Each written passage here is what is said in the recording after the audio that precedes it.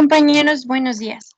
Mi nombre es Andrea Aguilar y el día de hoy les voy a exponer acerca del teorema de Bayes por parte de la materia de probabilidad y estadística.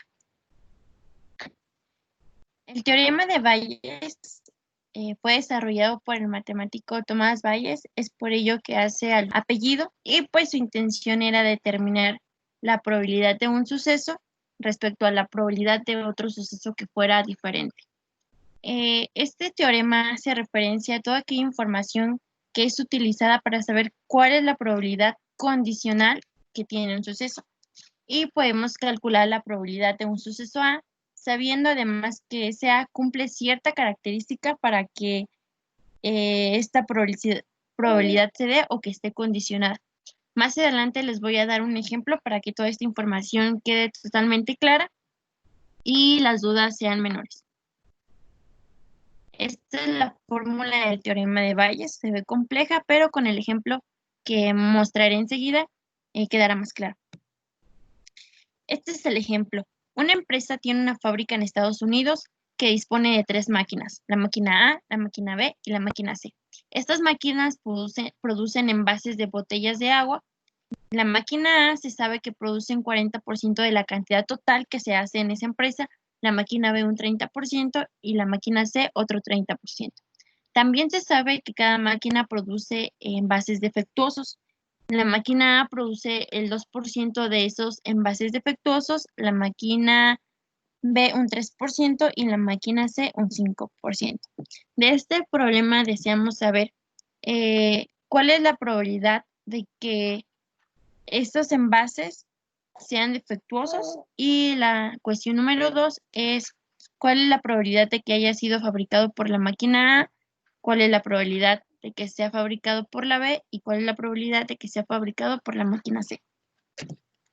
Para resolver este problema tenemos la probabilidad de A. Se preguntarán por qué dice el 0.40. Para saber esto tenemos que dividir el 40% entre 6 para que nos pueda dar el 0.40. Lo hacemos lo mismo con la probabilidad de B y igual con la probabilidad de C. Estos datos de aquí que están a la derecha es la probabilidad condicional de A. Si nos damos cuenta en el problema anterior nos decían que de la máquina A salían el 2% de botellas defectuosas. Entonces, esa es su probabilidad condicional. La probabilidad condicional de B es del 0.3. Se preguntarán también por qué 0.3 es el 3% entre 100 y nos dará este resultado. Y la probabilidad condicional de C es el 0.05. Primero lo que debemos de hacer es calcular la probabilidad total y esto se hace a través de la siguiente fórmula, que es la probabilidad de A por la probabilidad condicional de A, más, abrimos corchete, la probabilidad de B por la probabilidad condicional de B, cerramos el corchete, más, abrimos corchete, probabilidad de C por la probabilidad condicional de C. Esto es lo siguiente, 0.40 por 0.02 más 0.30 por 0.03 más 0.30 por 0.5 y nos da un resultado de 0.032, que si lo queremos en porcentaje es el 3.2%, perdón, de la probabilidad total. Este ejercicio resuelve la pregunta número 1 de este problema, que si un envase ha sido fabricado por la fábrica de esta empresa en Estados Unidos, ¿cuál es la probabilidad de que sea defectuoso? Entonces aquí tendríamos que poner que es el 3.2%. Para responder la pregunta número 2, de saber de este 3.2%, ¿cuál es la probabilidad de que lo haya fabricado la máquina A, la B y la C? Hacemos lo siguiente.